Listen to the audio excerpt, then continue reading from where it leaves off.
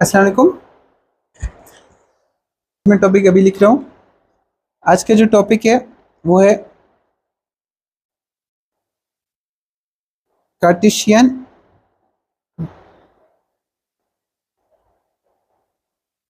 Coordinate system. Cartesian coordinate system, इस system को जाना इम्पोर्टेंट है बहुत। आज के टॉपिक में हम क्वाड्रेंट को स्टडी करेंगे कि क्वाड्रेंट क्या होता है, एक्सिस क्या होती है, हॉरिजॉन्टल एक्सिस क्या होता है, वर्टिकल एक्सिस क्या होता है, उसके अलावा एक्स एक्सिस क्या होता है, जी एक्सिस क्या होता है, वाई एक्सिस क्या होता है, प्लेन में वेक्टर के कितने कंपोनेंट्स होंगे, रेक्टेंगुलर कंपोनेंट्स, और स्पेस में कितने होंगे। तो कार्टेशियन कोऑर्डिनेट सिस्टम को स्टडी करने से पहले हमें ये लर्न करना होगा। एक हमारे पास होता है वर्टिकल एक्सिस। वर्टिकल एक्सिस उस एक्सिस को कहा जाता है जो ऐसे लाई करता है। यहाँ पे थोड़ा डिस्ट्रैक्ट है। वर्टिकल एक्सिस इस एक्सिस को कहा जाता है। हॉरिजॉन्टल एक्सिस जो ऐसे लाई करता है, हॉरिजॉन्टल एक्सिस, ये क्या कहलाता है, हॉरिजॉन्टल एक्सिस। और ये हमारे पास क्या है, वर्टिकल एक्सिस। तो vertical axis, horizontal axis, axis बोले तो लाइन, एक्सिस किसको कहा जाता है, लाइन। तो अगर एक वर्टिकल एक्सिस होता है हमारे पास, एक ये लाइन को वर्टिकल एक्सिस कहा जाता है, एक को हॉरिजॉन्टल एक्सिस। अगर इसमें वर्टिकल एक्सिस को, इस वर्टिकल एक्सिस को, इस वर्टिकल एक्सिस को क्या करूँ, मिला लूँ हॉरिजॉन्टल एक्सिस के साथ, तो मुझे जो मिलेगा इस दरमियान पॉइंट, अगर वर्टिकल एक्सिस को हॉरिजॉन्टल एक्सिस के साथ कंबाइन किया जाए, इनको मिलाया जाए, इनसे जो सिस्टम बनेगा वो कहलाता है कार्टेशियन कोऑर्डिनेट सिस्टम। वर्टिकल और हॉरिजॉन्टल एक्सिस का जो सिस्टम है वो कार्टेशियन कोऑर्डिनेट सिस्टम जाता है, या रेक्टेंगुलर कोऑर्डिनेट सिस्टम। तो कार्टेशियन कोऑर्डिनेट सिस्टम या रेक्टेंगुलर कोऑर्डिनेट सिस्टम वो दो एक्सिस का सिस्टम है। एक हमारे पास हॉरिजॉन्टल एक्सिस, एक हमारे पास है वर्टिकल। हॉरिजॉन्टल एक्सिस को एक्स एक्सिस का नाम दिया गया है और वर्टिकल को वाई एक्सिस का नाम दिया गया है। हॉरिजॉन्टल एक्सिस हमारे पास क्या है, एक्स एक्सिस, वर्टिकल एक्सिस हमारे पास वाई एक्सिस है। वर्टिकल एक्सिस हमारे पास क्या है, वाई एक्सिस है। हॉरिजॉन्टल एक्सिस हमारे पास क्या है, एक्स एक्सिस। तो वाई एक्सिस हमारे पास क्या है, vertical axis, horizontal axis x axis है। तो इनका जो सिस्टम बन जाता है इसे कार्टेशियन कोऑर्डिनेट सिस्टम, जिसे रेक्टेंगुलर कोऑर्डिनेट सिस्टम भी कहा जाता है। अब देखो, वर्टिकल एक्सिस को हम वाई एक्सिस का नाम देते हैं, ये लेकिन लाजमी नहीं है किसी वाई एक्सिस का नाम दे। इसे ए एक्सिस का भी नाम दे सकते हो, इसे बी एक्सिस का, लेकिन जो नाम दिया गया है इसे, इसी के साथ हम चलेंगे, इसे वाई एक्सिस का नाम देंगे। लेकिन लाजमी नहीं है कि इसे हमेशा वाई एक्सिस का नाम दे। इसे सी एक्सिस आप कह सकते हो, इसे जेड एक्सिस आप कह सकते हो। अगर इसे वाई एक्सिस ले लेते हो, इसे एक्स एक्सिस, तो ये जो हमारे पास है ये हमारे पास कहलाएगा X Y plane, X Y plane. तो प्लेन के अंदर, प्लेन एक 2D फिगर होता है, 2D फिगर होता है। प्लेन के अंदर वेक्टर के दो कंपोनेंट्स होते हैं, और प्लेन के अंदर हम कितने एक्सिस ड्रा करते हैं, 2 एक्सिस ड्रा करते हैं। एक हमारे पास एक्स एक्सिस जिसे हॉरिजॉन्टल एक्सिस कहा जाता है, एक वाई एक्सिस जिसे वर्टिकल एक्सिस। तो ये लाजमी नहीं है कि हमेशा हॉरिजॉन्टल एक्सिस को एक्स एक्सिस का नाम दिया जाए, ये लाजमी नहीं है हमेशा वाई एक्सिस को वर्टिकल एक्सिस को वाई एक्सिस का नाम दिया जाए। अगर मैं यहाँ पे प्लेन है, मेरे पास एक प्लेन है जिसमें मैं दो लाइंस ड्रा कर रहा हूँ, और इनमें से एक को मैं ए एक्सिस का नाम दे रहा हूँ और दूसरे को मैं डब्ल्यू एक्सिस का नाम दे रहा हूँ, तो ये क्या कहलाएगा, W A plane, W A plane. तो प्लेन का नाम हमेशा एक्सिस के नाम पे रखा, एक्सिस के नाम से रखा जाएगा। तो हम एक्सिस का जो नाम रखेंगे तो प्लेन का नाम वही रखेंगे। तो हमारे पास एक्सिस का नाम, अगर मैं इसको डब्ल्यू एक्सिस कहलाता, मैं इसको इसका नाम डब्ल्यू एक्सिस रखता हूँ, और इस वर्टिकल एक्सिस का नाम मैं ए एक्सिस रखता हूँ। तो ये जो प्लेन हमारे पास है, ये जिस प्लेन में लाई करते हैं उस प्लेन का नाम क्या होगा, W A plane, W A plane. जैसे कि ये मेरे पास एक एक्स एक्सिस है, ये वाई एक्सिस है, ये ओरिजेंटल एक्सिस को एक्स एक्सिस का नाम दे रहा हूँ, वर्टिकल एक्सिस को वाई एक्सिस का। तो ये हमारे पास क्या है, एक्स वाई प्लेन। तो इनको किसी भी नाम से आप पुकार सकते हो, लेकिन प्लेन में यूजुअली इनको जो पुकारा गया है वो है एक्स वाई प्लेन। मतलब इनसे प्लेन के अंदर वेक्टर के दो रेक्टेंगुलर कंपोनेंट्स है या दो एक्सिस को क्या नाम दिया गया है, एक्स वाई प्लेन से रखा गया है, या एक को एक्स एक्सिस का नाम रख दिया गया है, एक को वाई एक्सिस का। तो अगर स्पेस के अंदर देखेंगे तो स्पेस के अंदर, स्पेस एक 3D फिगर है, स्पेस हमारे पास एक 3D फिगर है। तो स्पेस के अंदर हम क्या करेंगे, वेक्टर के तीन रेक्टेंगुलर कंपोनेंट्स स्टडी करेंगे। एक हमारे पास y होगा, मैंने कहा ये लाजमी नहीं है कि y रखा जाए, ये आप कुछ भी रख सकते हैं अपने हिसाब से, लेकिन जो रखा गया हम वो स्टडी करेंगे। एक हमारे पास हॉरिजॉन्टल एक्सिस है, एक अदर एक्सिस है जो आउटवर्ड और इनवर्ड की जानिब जाता है। अब देखो हमारे पास ये हमारे पास क्या होगा, z एक्सिस, ये हमारे पास x एक्सिस, ये हमारे पास y एक्सिस। कितने एक्सिस हो गए, 3 एक्सिस। तो स्पेस के अंदर वेक्टर, स्पेस के अंदर हम कितने एक्सेस की स्टडी करेंगे, 3 एक्सेस को, और स्पेस के अंदर वेक्टर के कितने कंपोनेंट्स होंगे, 3 कंपोनेंट्स। और प्लेन के अंदर हम कितने एक्सेस को स्टडी करेंगे, 2 एक्सेस को, और प्लेन के अंदर वेक्टर के कितने कंपोनेंट्स बनेंगे, 2 कंपोनेंट्स। वो भी कैसे कंपोनेंट्स, रेक्टेंगुलर कंपोनेंट्स। ऐसे कंपोनेंट्स, ऐसे दो कंपोनेंट्स जिसका एंगल अभी यहाँ से यहाँ पे 90 डिग्री का एंगल बना है, यहाँ से 90 डिग्री का, और यहाँ से 90 डिग्री का। तो ऐसे कंपोनेंट्स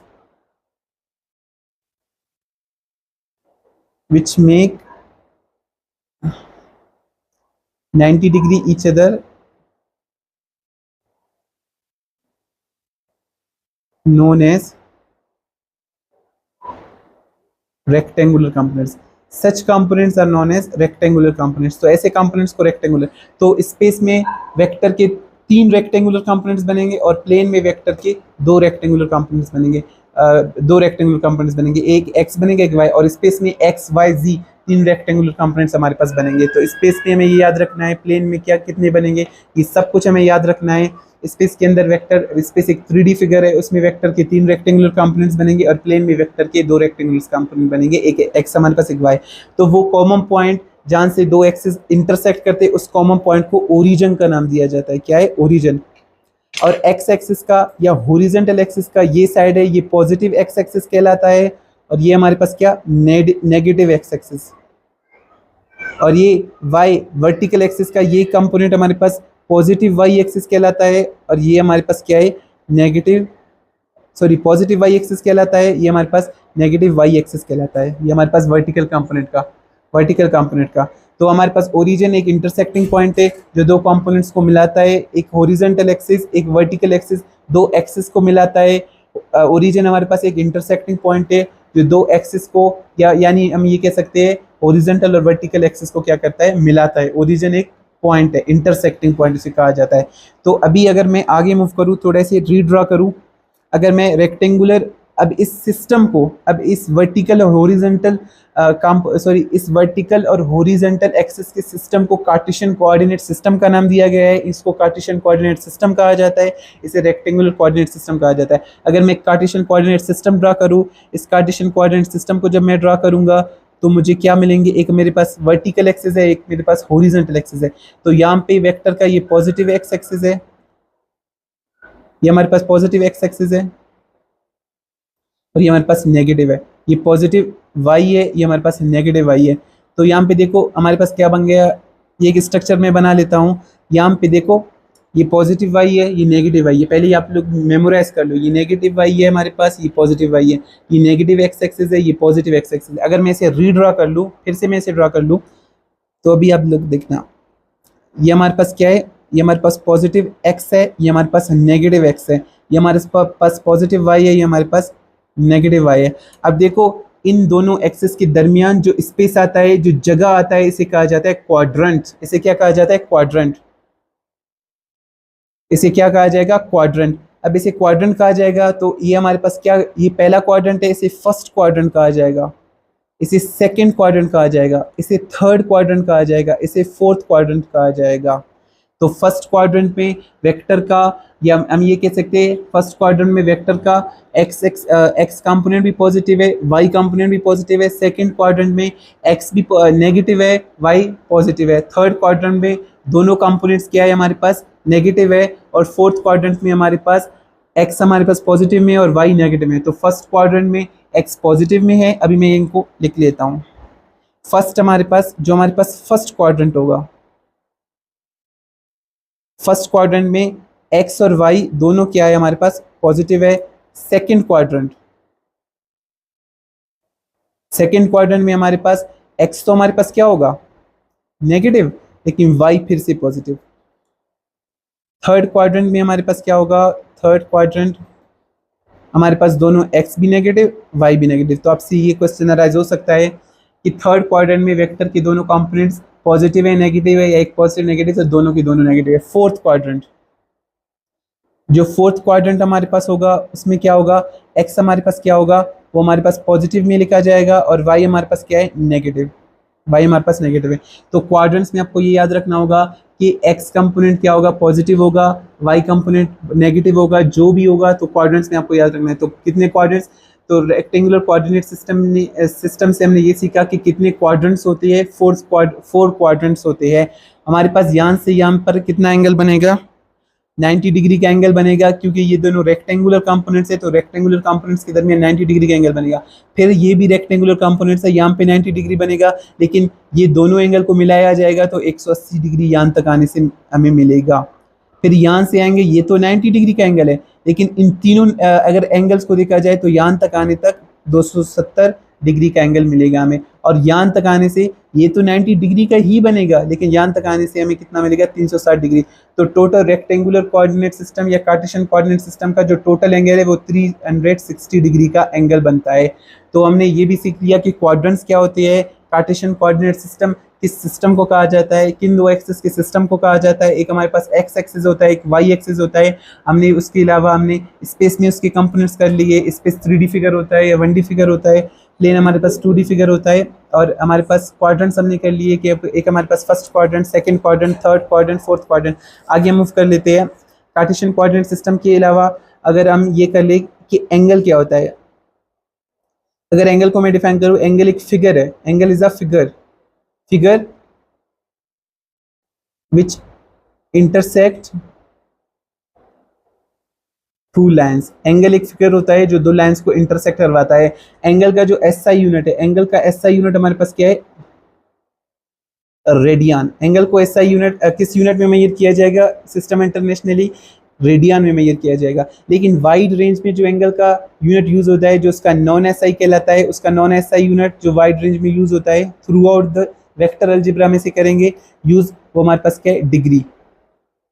डिग्री को शो किया जाता है जो इसका मैग्नीट्यूड होता है, एंगल का जो मैग्नीट्यूड होता है उसके ऊपर। लेट्स सपोज ये हमारे पास एन है, ये वेक्टर का एंगल का कोई भी मैग्नीट्यूड होता है उसके ऊपर हम क्या करेंगे, एक जीरो जैसा स्ट्रक्चर ड्रा करेंगे। ये जो हमारे पास है, ये सबस्क्रिप्ट किसको शो करेगा, ये हमारे पास, ये सबस्क्रिप्ट हमारे पास किसको शो करेगा, ये हमारे पास शो करेगा इसको, डिग्री को शो करेगा हमारे पास, किसको, डिग्री को। लेट्स सपोज हमारे पास एंगल का मैग्नीट्यूड हमारे पास 20 डिग्री है, तो हम इसे ऐसे लिखेंगे 20, उसके ऊपर सबस्क्रिप्ट लिखेंगे 0, तो हमारे पास क्या आएगा, 20 डिग्री। अगर हमारे पास एंगल हमारे पास क्या है, 15 डिग्री, तो हमारे पास यहाँ पे मैं डिग्री ऐसे नहीं लिखूंगा, ऐसे शो नहीं किया जाएगा, ये गलत तरीकाकार है। तो इसको, एंगल को अगर 15 है, एंगल हमारे पास 15 डिग्री है, तो ऐसे शो किया जाएगा, ये सही तरीकाकार है। तो एंगल का यूनिट रेडियन भी है, रेडियन यूनिट इसको हम यूज करेंगे सर्कुलर मोशन में जाके, वहाँ पे हम जाके एंगुलर डिस्प्लेसमेंट पढ़ेंगे, वहाँ पे सर्कुलर मोशन में जाके हम एंगुलर डिस्प्लेसमेंट को डिस्कस करेंगे। तो वहाँ पे हमें देखेंगे फिर से कि एंगल के 3 यूनिट्स हम वहाँ पे डिस्कस करेंगे। यहाँ पे मैं आपको वैसे बता रहा हूँ कि एंगल का जो एसआई यूनिट है वो डिग्री नहीं, वो रेडियन है, उसको रेडियन में मेजर किया जाएगा। तो अगर ऐसी हमारे पास न्यूमेरिकल है जिसमें एंगल का एसआई यूनिट रिक्वायर है, तो हम उसे रेडियन में पुट करेंगे। अगर वो डिग्री में गिवन होगा तो हम उसे रेडियन में कन्वर्ट करेंगे। तो कन्वर्जन बहुत ही इंपॉर्टेंट है। यहाँ से मैं इनका आप लोगों को कन्वर्जन बताता हूँ। तो एक डिग्री जो हमारे पास है उसमें 0.0174 डिग्री रेडियन आएंगे। कितने रेडियन? एक डिग्री 0.0174 रेडियन के बराबर है, और एक रेडियन हमारे पास 57.3 डिग्री के बराबर है, 57.3 डिग्री के बराबर है। तो ये रिलेशंस हमारे पास बहुत इंपॉर्टेंट है कि एक डिग्री कितने रेडियंस के बराबर है और एक रेडियन कितने डिग्रीज के बराबर है। ये रिलेशन बहुत ही इंपॉर्टेंट है। दूसरा, इसका कन्वर्जन बहुत इंपॉर्टेंट है कि डिग्री हम कैसे करेंगे। एक हमारे पास डिग्री का फार्मूला हम लिखेंगे, एक रेडियन का। तो रेडियन हमारे पास बराबर होगा पाई divide by 180 multiply by degree. मतलब डिग्री मैग्नीट्यूड को हम क्या करेंगे, रेडियन, डिग्री से रेडियन में कन्वर्ट होने के लिए, डिग्री से रेडियन कन्वर्जन के लिए, डिग्री से रेडियन कन्वर्जन के लिए हम क्या करेंगे, पाई डिवाइड बाई 180 से डिग्री वाले एंगल को क्या करेंगे, मल्टीप्लाई करेंगे। जो वहाँ से हमें जो मिलेगा, पाई डिवाइड बाई 180 से हम डिग्री एंगल को मल्टीप्लाई करेंगे, तो वहाँ से हमें जो मिलेगा, किस यूनिट में वो कन्वर्ट होगा, वो रेडियन में कन्वर्ट होगा।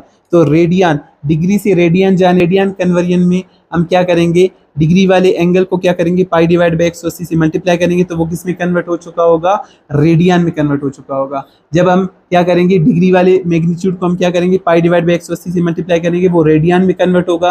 तो ये हमारे पास है डिग्री से रेडियन में कन्वर्जन। तो यहाँ से हम डिग्री से रेडियन में कन्वर्जन कर रहे हैं, यहाँ से डिग्री से रेडियन में कन्वर्जन। अगर हम डिग्री का फार्मूला देखें तो 180 divide by pi multiply by radian, तो इसका फार्मूला उलट कर दो।